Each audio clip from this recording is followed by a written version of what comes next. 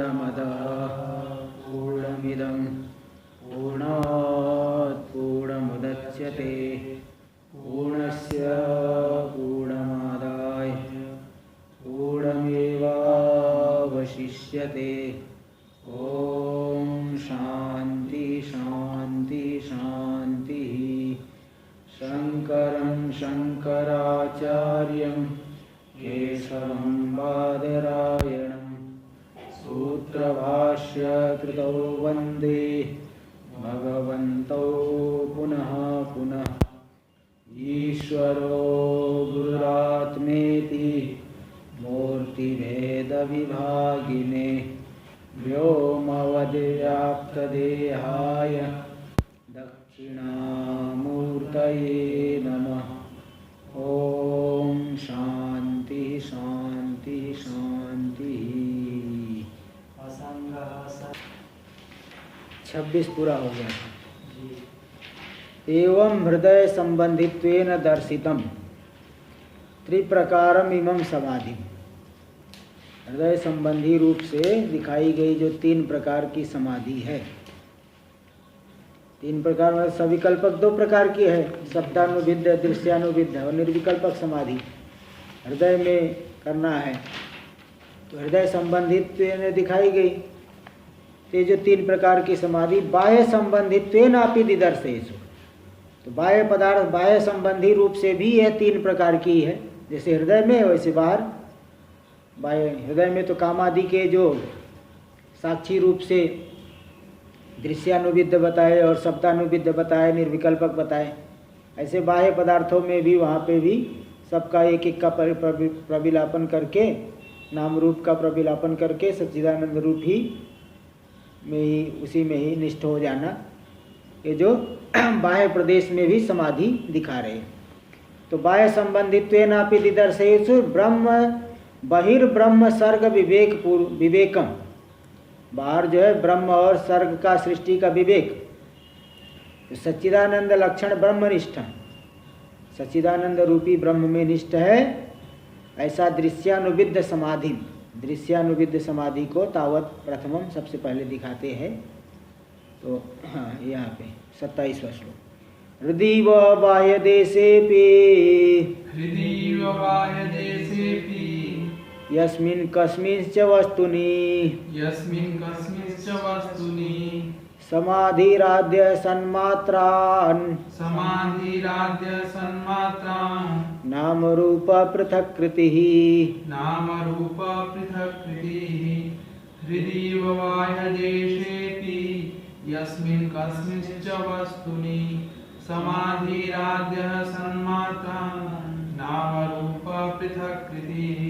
हृदय व बाह्य देश, हृदय व हृदय में जैसे समाधि बताई गई, इसी प्रकार बाह्य देश में भी। हृदय में देखा दिए जैसे कामादि है, कामादि के साक्षी रूप से साक्षी का चिंतन करेंगे, साक्षी का वही साक्षी मैं हूँ, इस प्रकार से सजाती वृत्तियों का प्रवाह चलेगा, वो समाधि हो गई। इसी प्रकार बाह्य देश में कोई भी वस्तु ले लो, जगत में 5 रूप दिख रहा है, सच्चिदानंद और नाम रूप। तो जिस किसी भी वस्तु में सन्मात्र से नाम रूप का पृथक कर दिए, सच्चिदानंद अंश को नाम रूप से पृथक करके, है ना, नाम रूप से सन्मात्र से नाम रूप का पृथक्करण कर दिए, यानी नाम रूप जो है वह मिथ्या है, सच्चिदानंद ही ब्रह्म है। इस तरह से पृथक करके नाम रूप का प्रविलापन जो करेंगे, ब्रह्म रूप से ही चिंतन करें, नाम रूप प्रविलापन करके ब्रह्म रूप से चिंतन करना, यही उसी में निष्ठ हो जाना, ये बाह्य देश में भी समाधि हो जाएगी। देखो टीका में दे रही है, यथा हृदय साक्षिणा सकाशात। हृदय में जैसे साक्षी से कामादि नाम पृथक्करण, साक्षी से कामादि का पृथक्करण किया गया। काम क्रोध लोभ मोह सभी जो वृत्तियां हैं वो सब दृश्य है, मैं उनका दृष्टा साक्षी हूँ, हाँ ये सब जड़ है, मिथ्या है, मैं ही सच्चिदानंद असंग रूप हूँ। इस तरह से जो समाधि दिखाया गया, तो जो पृथक्करण किया गया कामादि का हृदय में साक्षी से अलग करके वो समाधि बताई गई, आद्य समाधि, दृश्यानुविद्ध समाधि दिखाई गई। वैसे यहाँ पे भी एतद उत्तम भवति, यहाँ ये बात कह दी गई, यथा हृदय कामादीनां मध्ये एकम एकम प्रतियोगिनम कृत्वा, हृदय में जैसे कामादि में से किसी हर एक को अलग अलग प्रतियोगी बना करके स्वात्मन सबका साथ नाम रूपयो पृथक्करणम, स्वरूप से ही नाम रूप को अलग करके पृथक्करण करके फिर जो है साक्षी ही मैं इन सबका साक्षी हूँ, वही मैं हूँ, ऐसा वहाँ पे समाधि दिखाई गई। तो अस्य साक्षी भूतम यत् चैतन्य, ये जो पृथक्करण किया गया इनके इसको जो जानने वाला साक्षी स्वरूप जो चैतन्य है, इन सभी को जो जानने वाला वही चैतन्य मैं, तदेवा हम अस्मि, वही मैं हूँ, इस तरह से वहाँ दिखाया गया। अस्य संकल्प से साक्षी भूतम यत् चैतन्य, इस संकल्प का कोई भी वृत्ति है उसका जो साक्षी स्वरूप जो चैतन्य है, तदेवा हम अस्मि, वही मैं हूँ, इति अनुचिंतनम, पश्चात उसका चिंतन करना, पहले का नाम रूप का वो उन सबका पृथक्करण करके उनका साक्षी स्वरूप हूँ, वही साक्षी मैं हूँ, सच्चिदानंद रूप हूँ, तदेवा हम अस्मि इति अनुचिंतनम, ऐसा पश्चात जो चिंतन बताया गया यही क्या है, दृश्यानुविद्ध समाधि। इस श्लोक में ये दिखा दिए थे, ये 24वें श्लोक में, कामाद्यास चित्तगा दृश्यास तत्साक्षित्वेन चेतनम ध्यायेत, कामादि चित्त में होने वाली काम संकल्प आदि वृत्तियाँ है, कर्म है, ज्ञान साक्षी के कर्म बनते हैं, युष्मत् प्रत्यय के विषय है, उनके साक्षी रूप से यानी उनके प्रकाशक रूप से जो चेतन है आत्मा उसको उसका ध्यान करे, सजाती वृत्तियों का प्रवाह चलाए, यही जो है दृश्यानुविद्य सविकल्पक समाधि दिखाई गई। तो इति उच्यते तथा बाह्येपि, इसी प्रकार बाह्य कोई भी वस्तु ले लो, स्वाभिष्टम एकम वस्तु अवलंब्य, स्व के अभिष्ट किसी एक वस्तु को, ऐसा नहीं कि जो है कोई भी बोले ये तो मुझे अच्छी नहीं लगती है, भाई जो आपको अच्छी लगती है वही ले लो, उसी चीज़ को देखो क्या है उसमें क्या क्या अंश मालूम पड़ रहा है। तो स्वाभिष्ट एक वस्तु का अवलंबन करके अंश पंचके तस्मिन वस्तु, अंश पंचक रूपी उस वस्तु में, सच्चिदानंद और नाम रूप, ये 5 अंश वाले उस वस्तु में वर्तमानात् सच्चिदानंद लक्षण ब्रक्षण ब्रह्मण सकाशा, उस वस्तु में वर्तमान जो अंश पंचक वाली उस वस्तु में वर्तमान जो 3 अंश सच्चिदानंद रूपी जो ब्रह्म, उस ब्रह्म से नाम रूपे पृथक कृत्य, नाम रूप को अलग करके, अनयो पृथक कृतयोर नाम रूपयोर अधिष्ठान भूतम सच्चिदानंद लक्षणम यद वस्तु, जो अलग किए गए नाम रूप, इन नाम रूप का जो अधिष्ठान भूत है सच्चिदानंद रूपी जो वस्तु है, तदेव तत्पद लक्ष्यम ब्रह्म, वही तत्पद का लक्ष्य हो गया ब्रह्म, इति अनुचिंतन, यही अनुचिंतन करना, पृथक्करण करके फिर चिंतन करना, पश्चात चिंतन करना, ये दृश्यानुविद्य समाधि रीति उच्यते, दृश्यानुविद्य समाधि बताई गई। वशिष्ठ वचन आया है, यत्र स्थितेयं विश्वश्री प्रतिभा मात्र रूपिणी रज्ज्वांग भुजंगवद भाति सोहम आत्मा सदा सदोदित, यत्र स्थितायं विश्वश्री, जिस अधिष्ठान चैतन्य में स्थित होकर के विश्वश्री, विश्व लक्ष्मी, विश्व साम्राज्य वैभव, विश्व का कोई भी ऐश्वर्य कोई भी पदार्थ, ये जो विश्वश्री है विश्व रूपी श्री, प्रतिभा मात्र रूपिणी, प्रतिभा मात्र स्फुरण मात्र रूप है, ज्ञान से अतिरिक्त नहीं है, तो प्रतिभा मात्र रूपिणी जिस अधिष्ठान में स्थित है, रज्ज्वांग भुजंग, जैसे रज्जु रूपी अधिष्ठान में भुजंग मालूम पड़ता है, ज्ञान हो रहा है, तो भुजंग वद भाति, उसी प्रकार यह प्रतिभा मात्र रूप स्फुरण मात्र रूप ये विश्व रूपी श्री जिस अधिष्ठान चैतन्य में स्थित है, सोहम आत्मा, वही आत्मा मैं हूँ, वही अधिष्ठान चैतन्य आत्मा मैं हूँ, सदा उदित, मैं सदा उदित हूँ, सदा प्रकाशमान हूँ, इत्यादि वशिष्ठ वचनाच्य। इस प्रकार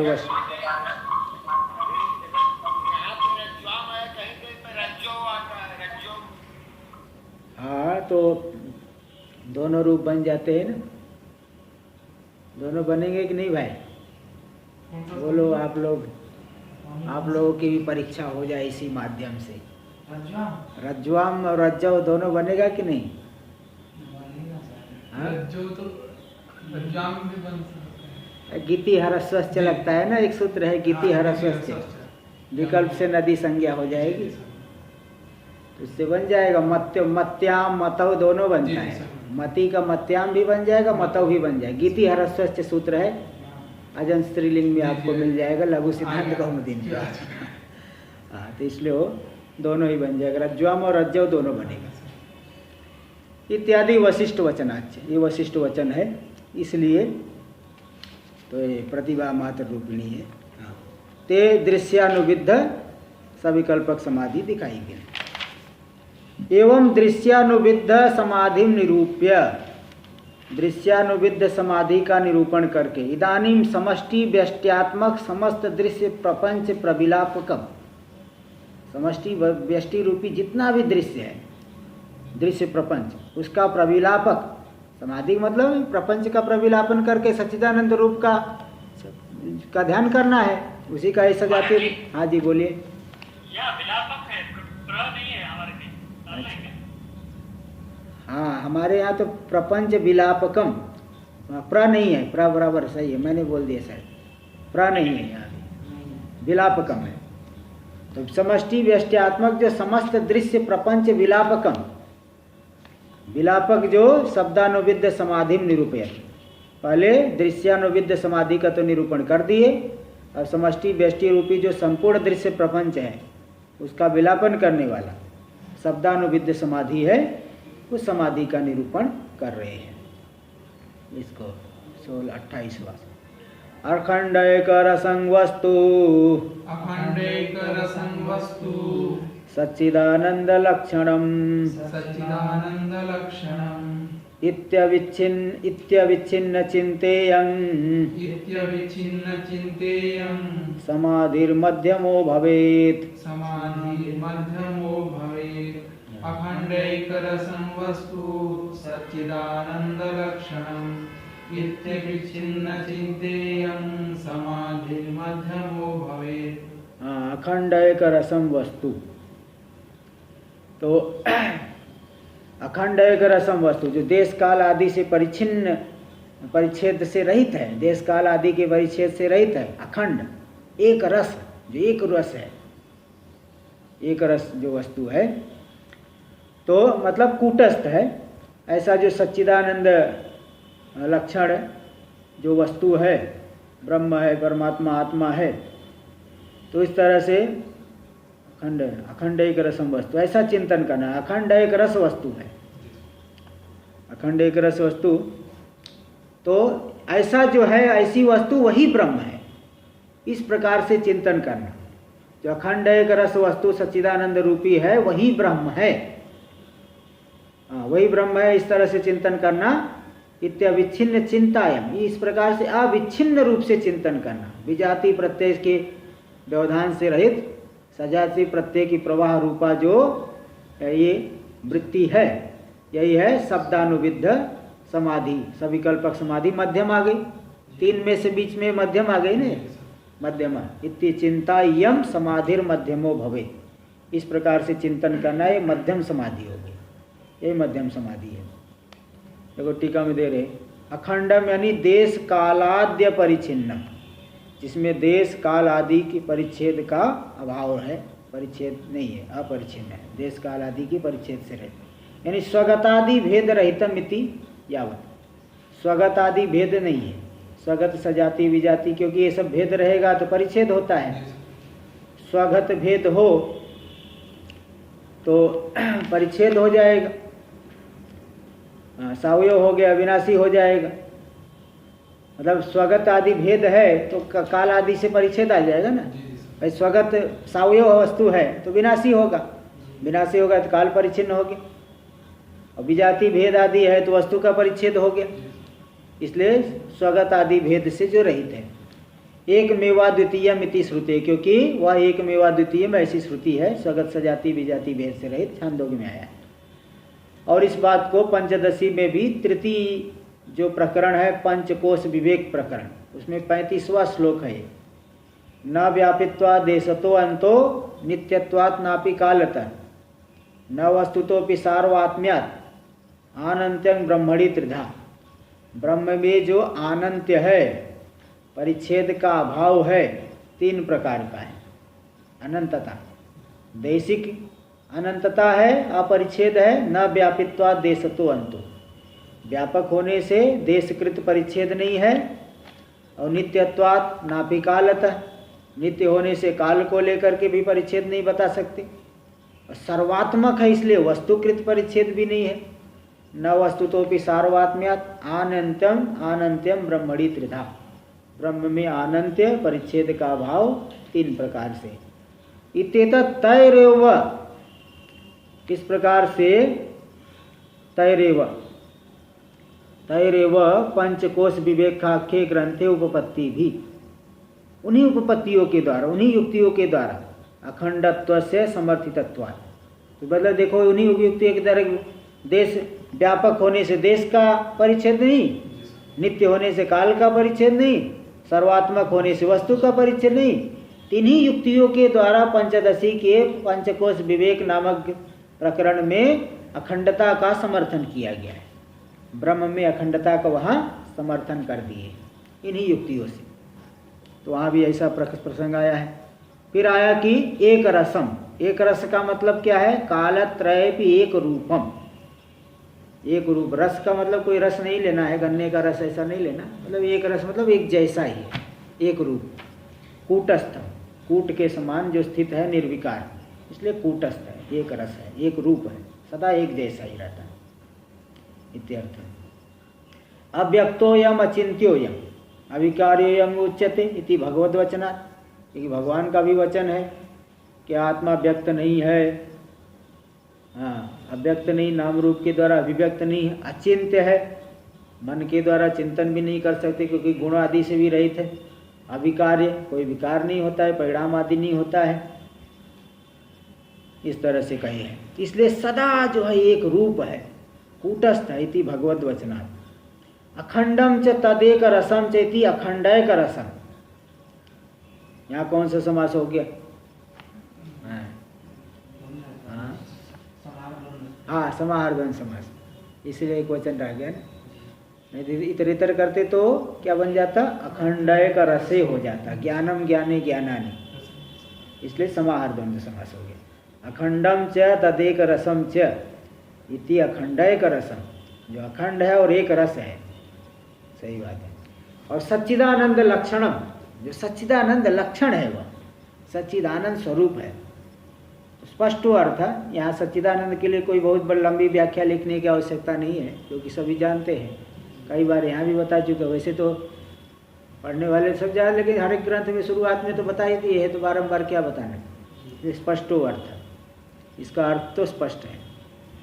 एवं उक्त लक्षणम यद वस्तु, इस प्रकार से उक्त लक्षण वाली जो वस्तु है, तदेव ब्रह्म, वही ब्रह्म है।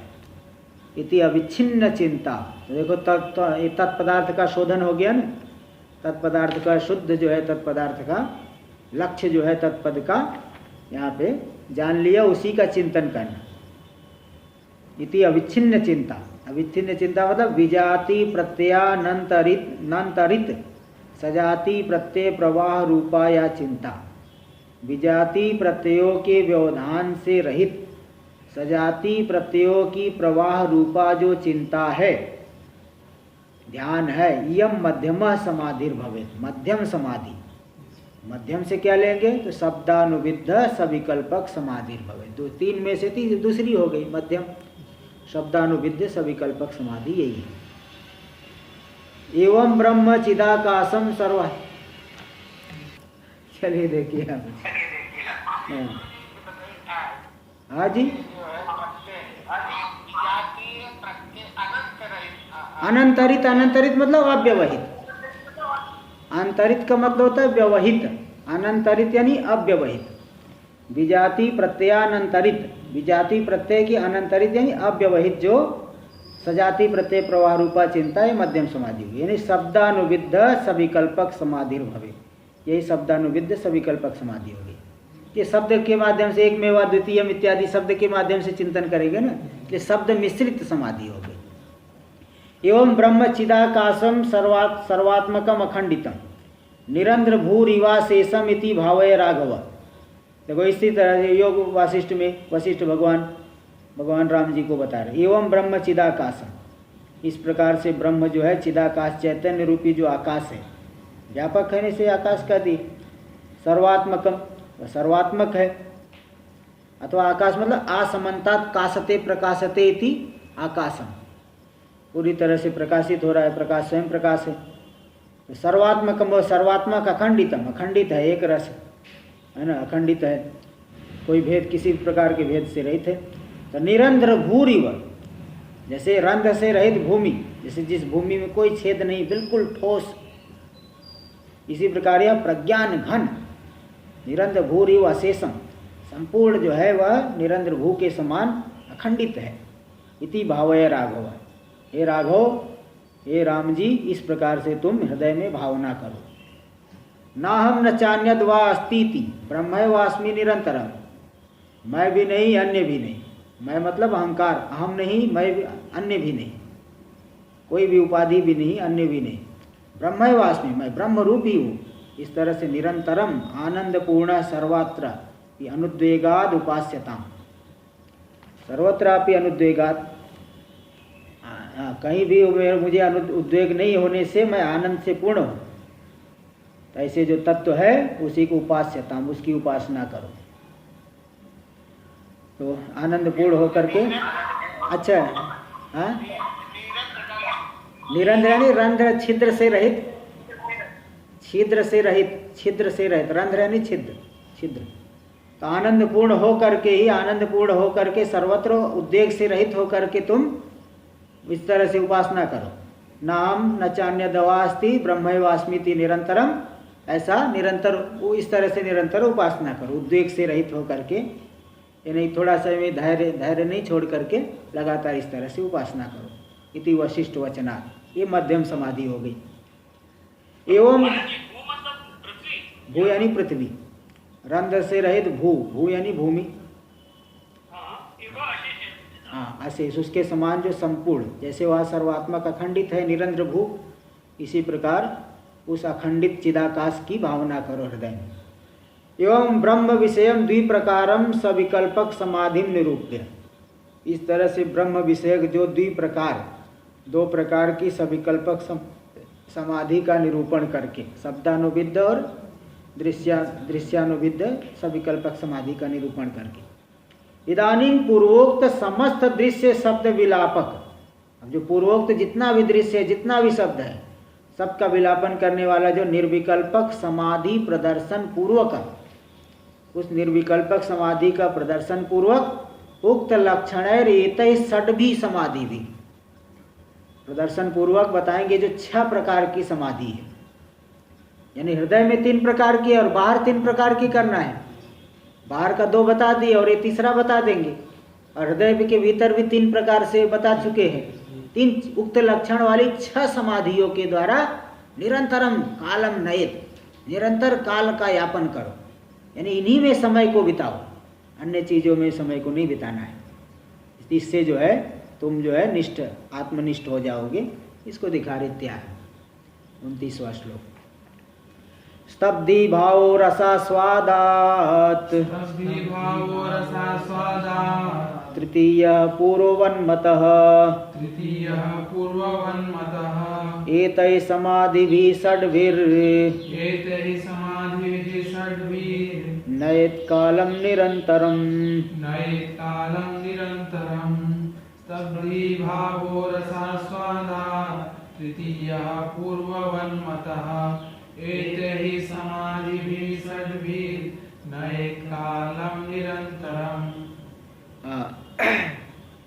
तो यहाँ पे स्तब्धि भावात भावो रसास्वादात है ना। इस प्रकार से जब समाधि करते करते जब रसास्वाद यानी भूमानंद रूपी रस का आस्वादन करने से, आनंद का आविर्भाव हो जाने से जो स्तब्धि भाव हो गया, चित्त उसी में मग्न हो गया।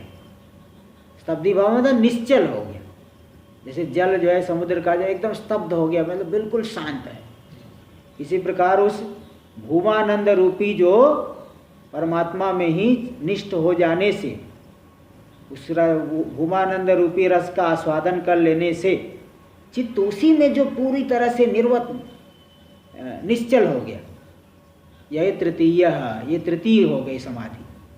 पूर्ववत मतलब पूर्व जो हृदय देश में तीसरा बताए थे, उसी प्रकार यहाँ भी पूर्ववत ये तीसरी समाधि हो गई। तो 6 प्रकार की जो समाधि है, एतय षड समाधि भी षड्भिर, इन 6 समाधियों के द्वारा नयत कालम निरंतर, काल निरंतर काल का यापन करो, इनके अतिरिक्त काल मत बिताओ, इन्हीं समाधियों में ही काल का यापन करो, ऐसा यहाँ पे उपदेश दे दिए। चलिए स्तब्धि,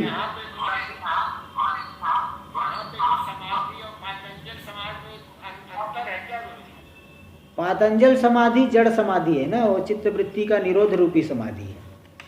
और यहाँ तो ज्ञान है ना, ये ब्रह्माकार अखंडाकार वृत्ति रहेगी, इसमें हम अस्मि परम ब्रह्म ऐसा ज्ञान रहेगा, इसलिए अंतर थोड़ा हुआ है। जड़ समाधि नहीं है ये, तो ज्ञान, इसमें ज्ञान रहेगा। स्तब्धि भावयति, रस शब्दों व्याख्याता, रस शब्द की व्याख्या तो हो गई, रस शब्द बताए थे, आनंद, आनंद रूप रस आया था ना इसके पहले, कौन से श्लोक में आया था कि हाँ आओ स्वानुभूति रसावेशा, 26वें श्लोक में स्वानुभूति रेव रसस, स्वानुभूति रूपी जो रस, अथवा इसके पहले रस यानी आनंद स्वरूप परमात्मा, रसो वैसा रसम हेवायम लब्ध्वा आनंदी भवति, ये सब 27 पेज पे दिए थे, पेज नंबर 27 पे आया। तो रस शब्द की व्याख्या तो हो चुकी है। आंतरस्य त्रिप्रकारस्य समाधेर विषय भूतस्य, जो आंतर 3 प्रकार की समाधि है हृदय देश में, उस समाधि का जो विषय भूत है साक्षी, साक्षी में ही सबका विलापन कर देना है, वही साक्षीमय हूँ ऐसा चिंतन करना है। तो साक्षिणा साक्षित्व सिद्ध्यर्थम, उस साक्षी में साक्षित्व की सिद्धि के लिए ब्रह्मा भिन्नत्वम बलाद अंगीकर्तव्यम, ब्रह्मा भिन्नत्व बलात् मानना ही पड़े, क्योंकि ब्रह्म ही असंग है, ब्रह्म से अतिरिक्त कोई असंग तो है नहीं। इसलिए साक्षी में साक्षित्व की सिद्धि के लिए ब्रह्म से अभेद बलात् स्वीकार करना पड़ेगा, अवश्य मानना पड़ेगा। अन्यथा समाध्यवलंबा भावाद बाह्य से त्रिप्रकार से समाधिर विषय भूत से ब्रह्मणोपि, और अन्य प्रकार से अब लीजिए, अभी तक तो साक्षी को ब्रह्म से अभिन्न मानना ही पड़ेगा साक्षित्व की सिद्धि के लिए, और जो ब्रह्म है सर्वात्मक है, इसको सिद्ध करने के लिए उसको जो है आत्मा से अभिन्न भी बलात् मानना पड़ेगा। जो सर्वांतर आत्मा है ब्रह्म उससे अलग नहीं है, साक्षी में तो साक्षित्व की सिद्धि के लिए ब्रह्म से अभेद मानना पड़ेगा, और ब्रह्म में भी सर्वात्मकत्व की सिद्धि के लिए आत्मा से अभेद मानना पड़ेगा।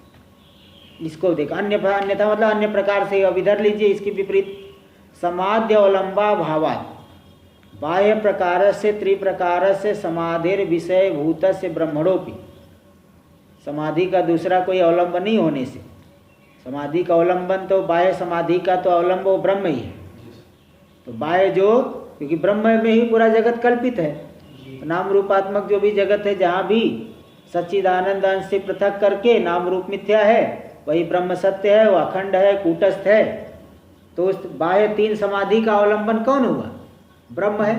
इसलिए समाधि का अवलंबा भावात, अवलंबन नहीं होने से मतलब दूसरा कोई अवलंबन नहीं है, अन्य प्रकार से कोई दूसरा अवलंबन नहीं होगा, इसलिए ब्रह्म ही बाह्य तीनों समाधियों का अवलंबन है, अन्य दूसरा कोई अवलंबन मिलेगा नहीं। इसलिए अन्यथा समाधि अवलंबा भावात बाह्य से त्रिप्रकार से समाधिर विषय भूत से ब्रह्मणोपि, तो बाह्य जो 3 प्रकार की समाधि उसका विषय भूत है ब्रह्म, उसका अवलंबन दूसरा कोई नहीं है, यही ब्रह्म ही है। उस ब्रह्म में भी सर्वात्मकत्व सिद्ध्यर्थ, वह ब्रह्म व्यापक है, सर्वात्मक है, इसकी सिद्धि के लिए क्या मानना पड़ेगा? आत्मा भिन्नत्वम बलाद अंगीकर्तव्यम, आत्मा से अभिन्न है ब्रह्म, इसको बलपूर्वक मानना पड़ेगा। ऐसे अन्यत्र भी आता है, जीव जो है परिच्छिन्नता मालूम पड़ रही है, ब्रह्म से अभेद करके बताया, तत्वमसि से अभेद करके बताया गया, नहीं वह व्यापक, जीव भी व्यापक है, और ब्रह्म तो परोक्ष है, जीव अपरोक्ष है, तो ब्रह्म में अपरोक्षता की सिद्धि के लिए जीव से अभिन्न मानना पड़े। जीव प्रत्यगात्मा प्रत्यक्ष है और ब्रह्म व्यापक है, तो जीव ब्रह्म से अभिन्न ऐसा कहने से जीव में भी व्यापकता सिद्ध हो गई, और ब्रह्म जीव से अभिन्न है ऐसा कहने से ब्रह्म में प्रत्यक्षत्व की सिद्धि होगी, परोक्ष नहीं है, परोक्षत्व की व्यावृत्ति होगी। इसी प्रकार यहाँ पे बता देंगे साक्षी में साक्षित्व की सिद्धि के लिए ब्रह्म से अभिन्नता बलात् मानना पड़ेगा, और ब्रह्म में सर्वात्मकत्व की सिद्धि के लिए आत्मा से अभिन्नता को बलात् मानना ही पड़ेगा, अवश्य ही मानना पड़ेगा।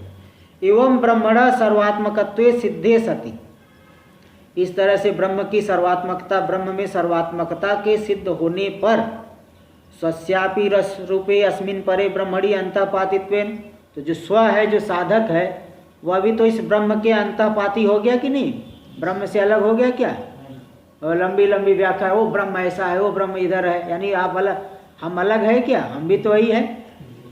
इसलिए वो कोई अपने को अलग करके मत लेना कि आधे में पूरी दुनिया और आधा मैं अलग हूँ, ऐसा नहीं, आप भी उसी में ही है, उसी जो है अधिष्ठान के अंतःपाती है, अंतर्गत है, यानी तत्रूप ही है। तेवं ब्रह्मणा सर्वात्मकत्वे सिद्धे सति स्वस्यापि रस रूपे अस्मिन् परे ब्रह्मणि अंतःपातित्वेन स्वस्यापि रस रूप स्वीकारो, तो स्व को भी रस रूप आनंद रूप परमात्मा जो मान लेना, अनुभव करना, यही है रसास्वाद इति उच्यते। रसास्वाद है, इस रसास्वाद से क्या हो जाएगा, चित्त जो है स्तब्ध हो जाएगा, है ना, ऐसा दृढ़ निश्चय हो गया तो चित्त उसी में डूब जाएगा, उसी में स्तब्ध हो, विलीन हो गया। तस्माद् रसास्वादात् पूर्वोक्तानंतर निर्विकल्पक समाधिवद, पूर्वोक्तांतर, अनंतर नहीं, पूर्वोक्तांतर, जो भीतर जो हृदय में 3 प्रकार की समाधि है, उस रसास्वाद से पूर्वोक्त जो अंतर निर्विकल्पक समाधि के समान है, जो बाह्य अत्रापि, यहाँ बाह्य में भी 2 प्रकार सविकल्पक समाधि अभ्यास पाठवेन, 2 प्रकार की दृश्यानुविद्ध और शब्दानुविद्ध, 2 प्रकार की सविकल्पक समाधि की अभ्यास की पटुता से, बहुत अधिक अभ्यास करने से, भूमानंदास्वादात्, भूमानंद का आस्वादन कर लिया, इसलिए व्यष्टि समष्ट्यात्मक समस्त दृश्य प्रपंचम, व्यष्टि समष्टि रूपी जितना भी दृश्य प्रपंच है उन सब की उपेक्षा करके, उन सब में मिथ्यात्व बुद्धि करके वह कुछ है वह नहीं है, और अखंड एक रसादि शब्द जातम च उपेक्षा, और अखंड एक रसादि शब्द के माध्यम से शब्दानुविद्ध समाधि थी, इस शब्द समुदाय को भी उपेक्षा करके, इन सब की उपेक्षा करके आस्वादित भूमानंद परतंत्रत्वेन स्थित अवस्थित से चित्त से, जिसका आस्वादन कर लिया ऐसा जो भूमानंद है, उसके अधीन हो गया कौन, चित्त, चित्त उसी में डूब गया, मग्न हो गया है, उसके अधीन हो गया है।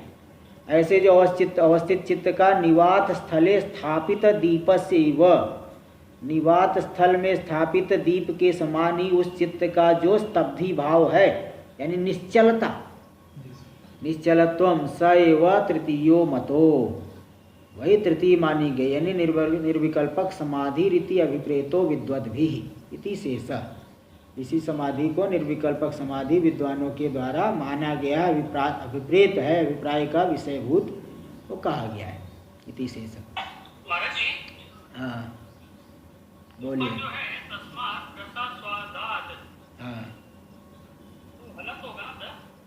हाँ, रसास्वादत हलंत तो है, कहाँ पे, हाँ रसास्वादत, रसास्वादाद हलंत है, हमारे में तो हलंत है, रसास्वादाद, सादात, तदात, ऐसे द दे दिया, त होना चाहिए, वैसे द दे दिया हमारी पुस्तक, हाँ त हलंत, रसास्वादात, स्वादात, चलो थोड़ा गलत तो इसमें भी नहीं। हाँ उसके बाद अपूर्व नहीं, पूर्वोक्त, पूर्वोक्त जो अंतर निर्विकल्प है अपूर्व नहीं है, इसलिए हलंत है, त ही कर दीजिए, त। चलिए देखिए आगे, निर्विकल्पक समाधेर आंतर बाह्य मात्र विशिष्ट विशेष भाव, ये जो निर्विकल्पक समाधि है अंतर बाह्य मात्र विशिष्ट विशेष भावात् पूर्वोक्त वचनानि एवं अत्रापि प्रमाणानि। तो जो निर्विकल्प समाधि में पूर्वोक्त वचन दिए थे, मतलब 26वें श्लोक में अंत शून्यो बहि शून्य शून्य कुंभ इवांबरे अंत पूर्णो बहि पूर्ण पूर्ण कुंभ इवाणवे, बाहर से शून्य भीतर से शून्य, शून्य कुंभ के समान, अंबर में शून्य कुंभ के समान, जैसे चारों तरफ हाँ वहाँ कोई जो है शून्य कुंभ, तो अंत हाँ शून्य कुंभ मतलब जैसे घट फोड़ दिए, कुछ नहीं, सब अंबर ही अंबर है। इसी प्रकार अंत पूर्णो बहि पूर्ण पूर्ण कुंभ इवाणवे, जैसे आणव के समुद्र के बीच में बाहर से भरा हुआ जल से, भीतर से बाहर भी जल भीतर भी जल, पूर्ण कुंभ युवाणवे। माँ भव ग्राह्य भावात्मा ग्राहकात्मा च माँ भव, ग्राह्य रूप भी अनुभव मत करो, ग्राहक रूप से भी अपने को मत देखो। तो भावानाम अखिलाम त्यक्त्वा, जो संपूर्ण भावनाओं को छोड़ करके यदिष्टम तन्मयो भव, जो इष्ट ब्रह्म है तद्रूपता तन्मय हो जाओ। इस तरह से जो श्लोक वो सब आए हैं ना, कई श्लोक आए हैं, वो सब निर्विकल्पक समाधि, अंतर निर्विकल्पक समाधि में दी है, वो बाह्य निर्विकल्पक में भी उन्हीं को ले लेना चाहिए। केवल बाह्य और अंतर को लेकर के भेद है, बाकी सब वैसे ही है। तो ये वही बता दी यहाँ पे। तो निर्विकल्पक समाधेर अंतर बाह्य मात्र विशिष्ट विशेष भावात, अंतर और बाह्य मात्र को लेकर मात्र विशिष्ट विशेष भावात विशेषत्वात् विशेषता होने से पूर्वोक्त वचनानि एवं अत्रापि प्रमाणानि, पूर्वोक्त वचन भी यहाँ पे भी प्रमाण रूप से लेना चाहिए। एवं उक्त लक्षण रेतः षड्भी समाधि भी, उक्त लक्षण वाले जो 6 समाधि हो गई, बाहर बाह्य 3 प्रकार की और अंतर 3 प्रकार की समाधि के द्वारा ही मुमुक्षुर एक वचन है, प्रथमा एक वचन, निरंतरम कालम नयेत, निरंतर काल का यापन करें मतलब सदा समाहित रहे। कालम इत्यनेन समाधि नाम दीर्घ काल कर्तव्यत्वम द्योत्यते। काल नए मतलब 2-2 मिनट कर लेना है, ऐसा नहीं कर है। काल का यापन करे मतलब रोज 2 मिनट दृश्यानुविद्ध, 2 मिनट शब्दानुविद्ध, 2 मिनट निर्विकल्पक, ऐसे ही बाह्य भी जो है 2-2 मिनट, ऐसा नहीं करना है। काल मतलब दीर्घ काल, काल यहाँ दीर्घ काल का द्योतन कर रहा है। कालम इत्यनेन समाधि नाम दीर्घ काल कर्तव्यत्वम द्योत्यते, दीर्घ काल ऐसी समाधि करनी चाहिए, थोड़ा थोड़ा 2-2 मिनट नहीं। तत्रापि निरंतरेण कर्तव्यत्वम, निरंतर शब्देन, दीर्घ काल तो करना है, नहीं कि 2 दिन करके ही बीमार पड़ के बैठ गए। हाँ बीमार मतलब वो तो मतलब 1-2 दिन करके फिर उसमें आ गया ना, बहुत अले बहुत हो गया, तुरंत जो है साधना से तुरंत बहुत वो आ जाता है ना, खिन्नता आ जाती है, ऐसा नहीं। तो निरंतरेण कर्तव्यत्व, निरंतर शब्देन उच्च, निरंतर करना है, प्रतिदिन करना है, दीर्घ काल तक करना है। काल निरंतर शब्दों सत्कार से आप उपलक्षक, और काल और निरंतर जब 2 शब्द आ गए तो सत्कार भी उपलक्षित हो गया। सत्कार मतलब ब्रह्मचर्य आदि पालन पूर्वक, है ना, आदर से, इसलिए वहाँ दे दिए, योग सूत्र में सूत्र है, सतु दीर्घ काल, सतु यहाँ नहीं दिए लेकिन वह सूत्र में है, सतु दीर्घ काल निरंतरे सत्कारा सेवितो दृढ़ भूमि, सत्कार सेवित, सत्कारा सेवित, आसमंता सेविता, यानी दीर्घ काल तक सेवन करना है, निरंतर सत्कार पूर्वक आदर पूर्वक, यानी ब्रह्मचर्य आदि का पालन करते हुए इसका जो है समाधि का करना है। तो ये दृढ़ भूमि हो जाएगी, दृढ़ जो है उससे नितराम स्थिति उसमें हो जाएगी। इति पतंजलिना सूत्रितत्वात्, पतंजलि महर्षि ने इस तरह से सूत्रित किया है। इसलिए तीनों बातें आ गई। काल शब्द से क्या बता दिए? हाँ, दीर्घ काल कर्तव्यता, और निरंतर शब्द से निरंतरेण कर्तव्यता, और एक काल और निरंतर शब्द दोनों मिलकर के किसका उपलक्षक बने? सत्कार का, बड़े सत्कार, आदर पूर्वक, सत्कार पूर्वक ब्रह्मचर्य आदि का पालन करते हुए ये सब भी करना। एवं अंतर बहिश्च मिलित्वा, इस तरह से अंतर 3 प्रकार की समाधि और बाह्य जो है 3 प्रकार की समाधि मिलित्वा, मिला करके कितने हो गए? षड्विधान समाधि, 6 प्रकार की समाधि को दीर्घ काल निरंतर सत्कार पूर्वकम, दीर्घकाल करना, निरंतर और सत्कार पूर्वक करना है। तो मुमुक्षु और अवश्य कर्तव्यत्वेन विधाय, मुमुक्षु को अवश्य कर्तव्य रूप से विधान करके, किनका विधान करके? 6 प्रकार की समाधियों का विधान करके। इदानीं पूर्वोक्त प्रकारेण अन्वय व्यतिरेकाभ्याम अंतर बहिश्च पदार्थ द्वय परिशोधनेन देहाभिमाने गलिते। अंतर और बहिर् पदार्थ द्वय का परिशोधन करेंगे। जैसे त्वम पदार्थ का शोधन किए, त्वम पदार्थ के शोधन करने से क्या देहाभिमान आदि गलित हो जाएगा। ये जितने भी त्वम पदार्थ मतलब जो करता है, सुखी है, दुखी है, अपने आप को संसारी मानता है, तो जब 5 कोषों का विवेचन करेंगे, 5 कोष अन्नमय कोष मिथ्या है, अन्न से विकृत होने वाला है, बदलने वाला है, परिणामी है, या आत्मा नहीं है, जड़ है। इसी प्रकार प्राणमय कोष भी दृश्य है, इसलिए वो आत्मा नहीं हो सकता। मनोमय कोष भी दृश्य है, विज्ञानमय कोष भी दृश्य है, आनंदमय कोष भी वो आनंद का प्रतिबिंब रूप है। इस तरह से जब पदार्थ द्वय का परिशोधन करेंगे तो देहाभिमाने गलिते, देहाभिमान गलित हो जाएगा। परमात्मनि च विज्ञाते, और परमात्मा भी विज्ञात हो जाएगा। तो सति विज्ञाते सति, विज्ञात होने पर उक्त लक्षणा षड्विधा समाधयस, ऊपर कही गई जो 6 प्रकार की समाधि है, अंतर बहिर्वा यत्र यत्र मनो गच्छति, अंदर बाहर कहीं भी, यत्र यत्र मनो गच्छति तत्र तत्र स्वयमेव प्रवर्तन्ते, वहाँ वहाँ स्वयं ही जो है वो प्रवृत्त हो जाती है, स्वयं ही जो है सदा ही समाहित रहे, कहीं भी रहे वो सदा समाहित रहेगी। इस तरह से भावना करने से वो स्थिति आ जाएगी। यहाँ पे हाँ जी बोलिए। परमात्मनि विज्ञाते तो मतलब वहाँ हुआ तत्पदार्थ का शोधन, बरोबर? हाँ, और हाँ पर परमात्मा तो देहाभिमान गलित हो गया, दोनों पदार्थों का शोधन कर दिया, यानी त्वम पदार्थ और तत्पदार्थ को शुद्ध रूप से जान लिए, तो देहाभिमान गलित हो गया और परमात्मा वही चैतन्य मैं हूँ, इस तरह से परमात्मा विज्ञात हो गया। विज्ञात शोधन करेंगे तब, शोधन होने से दोनों में एकता होगी, और देहाभिमान गलित होकर के वही परमात्मा मैं हूँ, व्यापक आत्मा मैं, इस तरह से विज्ञात होने पर सर्वत्र जहाँ जहाँ मन जाएगा सर्वत्र जो है वह आत्मदर्शन ही होगा, सर्वत्र समाहित रहेगा। इसको दिखाएंगे अगले श्लोक में, हम लोग कल करेंगे। तो महाराज जी सवाल ये था कि देहाभिमानी गलिते जो था, हाँ वो होगा जब त्वम पदार्थ का शोधन होगा, हाँ, और जब तत्पदार्थ का शोधन होगा तब परमात्मनि विज्ञाते होगा, बरोबर है? नहीं तो ऐसा नहीं लेना, ये क्रम नहीं लेना। मतलब क्या है कि दोनों पदार्थों का शोधन करने से शुद्ध तत्व का ज्ञान हुआ, और शोधन करने पर मतलब उपाधि में मिथ्यात्व निश्चय हुआ है, तभी शोधन हुआ है। शोधन का मतलब क्या? उपाधि में मिथ्यात्व का निश्चय। तो दोनों जगह उपाधि में मिथ्यात्व का निश्चय हुआ, तो देहाभिमान गलित हुआ और परमात्मा भी विज्ञात हो गए, दोनों शोधन करने से दोनों उपाधि में मिथ्यात्व निश्चय हुआ, इसलिए देहाभिमान गलित हो गया, और वही शुद्ध चैतन्य मैं हूँ तो परमात्मा भी विज्ञात हो गए। इसलिए जहाँ भी मन जाएगा वहाँ भी समाधि रहे होगी, ये दिखाएंगे अगले श्लोक में। चलिए आगे। ओम पूर्णमदः पूर्णमिदं पूर्णात् पूर्णमुदच्यते पूर्णस्य पूर्णमादाय पूर्णमेवावशिष्यते। ओम शांति शांति शांतिः।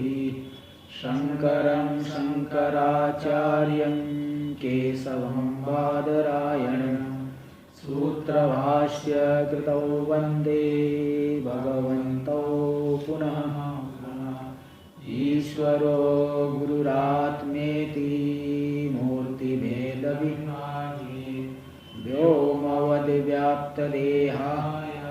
दक्षिणामूर्तये नमः। ओम